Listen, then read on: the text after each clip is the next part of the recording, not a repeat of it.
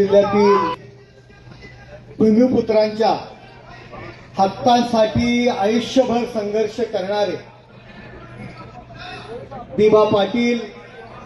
यांचं नाव द्यावं आणि याकरता या जंतर मंतर रोडवर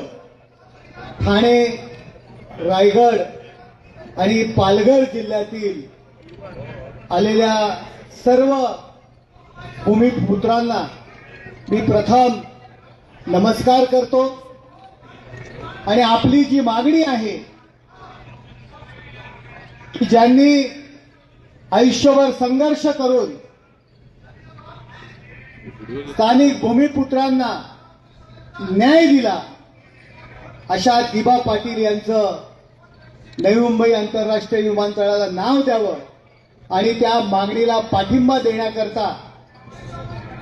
माननीय आमचे मुख्य नेते एकनाथ शिंदे साहेब यांच्या आदेशानुसार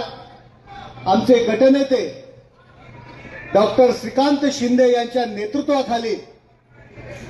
आमच्या शिवसेना पक्षाचे सर्व खासदार